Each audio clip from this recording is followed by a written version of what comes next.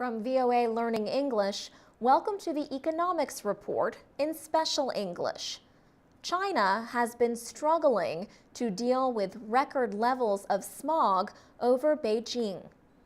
Recently, officials in several Chinese cities announced plans to trade carbon credits as a way to reduce air pollution. For many years, China considered economic growth more important than the environment.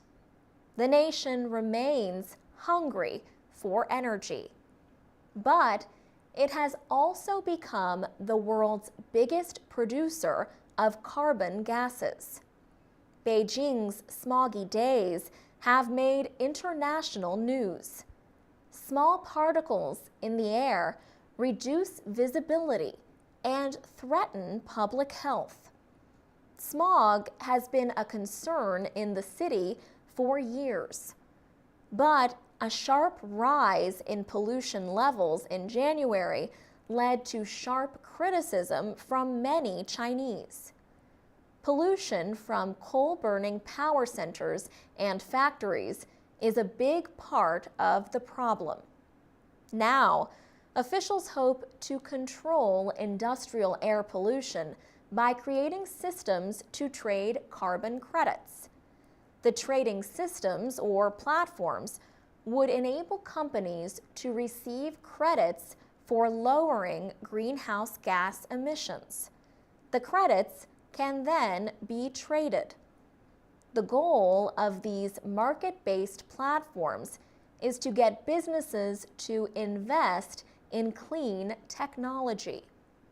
Markets for carbon credits are expected to open this year in 7 cities, including Beijing, Shanghai, and Tianjin.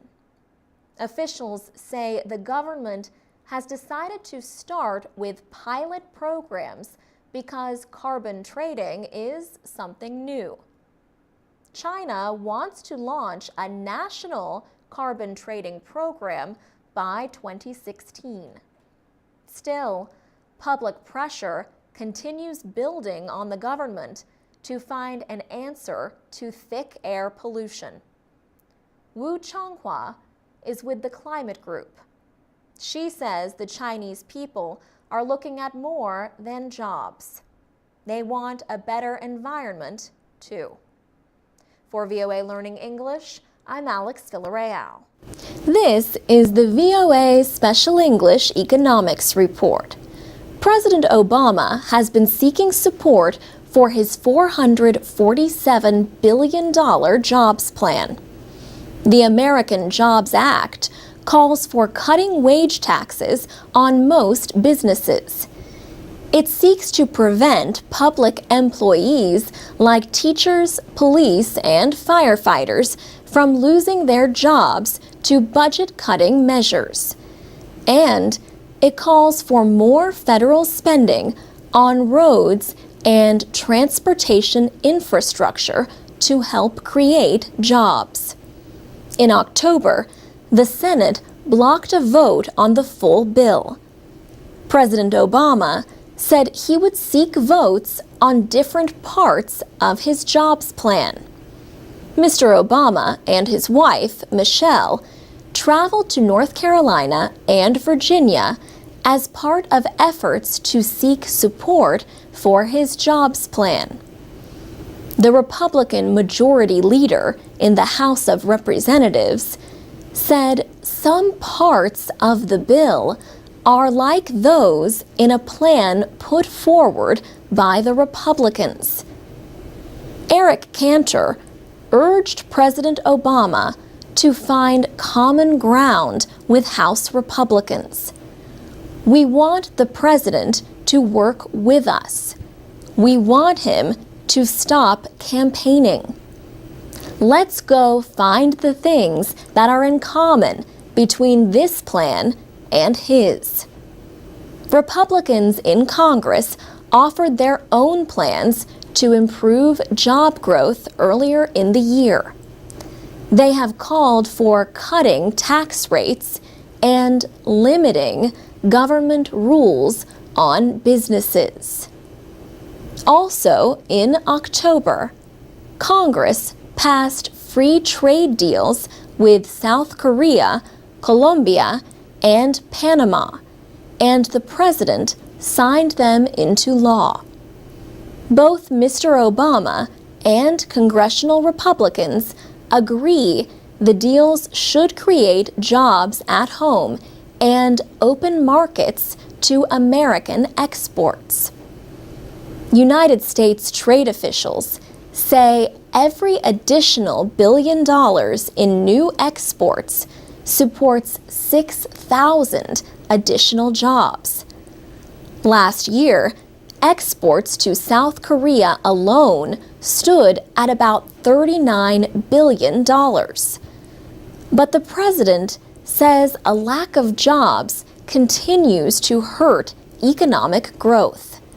The unemployment rate held at 9.1% in September. The economy added over 100,000 jobs during the month. But economists say that is not enough to markedly bring down the jobless rate. For VOA Special English, I'm Alex Villarreal. Our programs are a way for people to read, listen to, and learn American English and much more.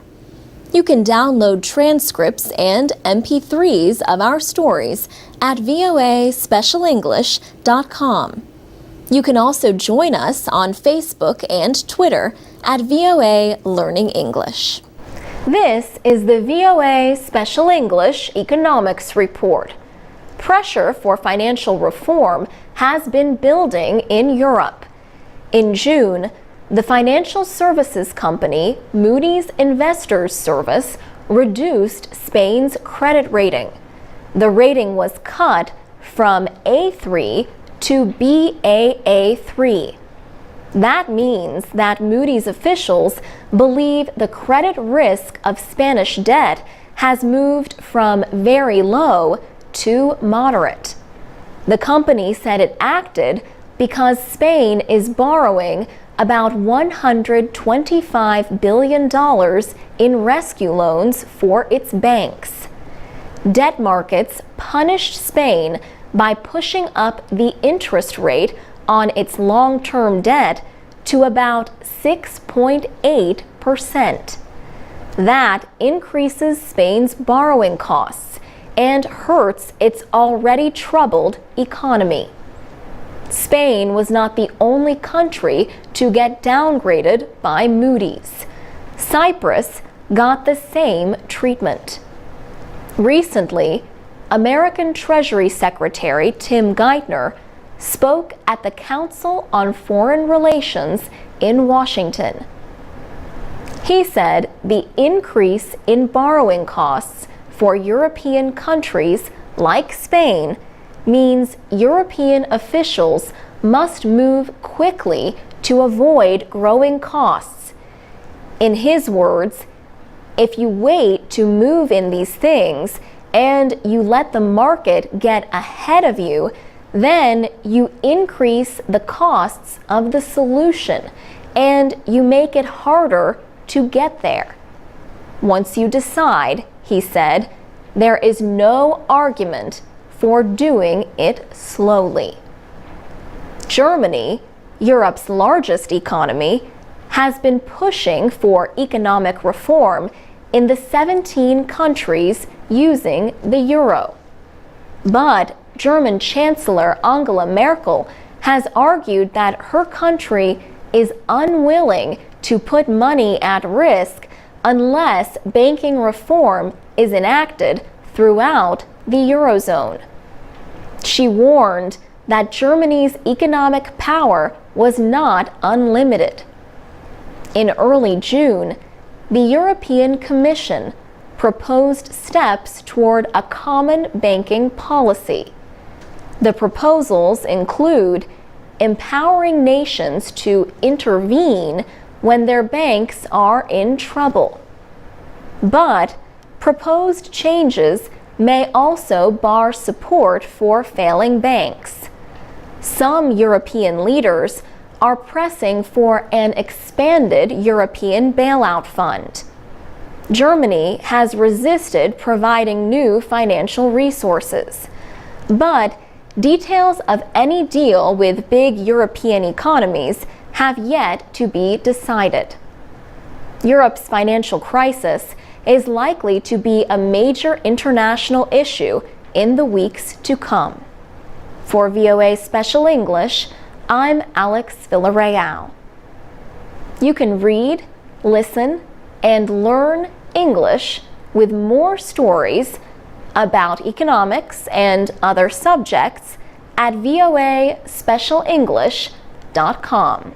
From VOA Learning English, this is the Economics Report in Special English. Can you think your way to wealth and success? Napoleon Hill believed that if you think the right thoughts, you can. In 1937, he published the book Think and Grow Rich. Napoleon Hill spent many years researching financial success and observing people who had become rich. Although it was published in the middle of the Great Depression, it was an immediate success. Think and Grow Rich remains one of the most popular nonfiction books ever written. Forbes magazine says it has sold 70 million copies since it first appeared and continues to sell today. Napoleon Hill wrote at least 10 other books about success before his death in 1970. None of Hill's books came close to selling as many copies as Think and Grow Rich. But for today's generation, Think and Grow Rich is now available in a different form. Smarter Comics has released an illustrated version of the book. Franco Arda is the company's founder and publisher. He used to work as an investment banker. He started the company 3 years ago with his own money. He wanted to create picture books that increase understanding. His versions provide much of the information that is in full-length books, but in an easy-to-understand picture or comic form.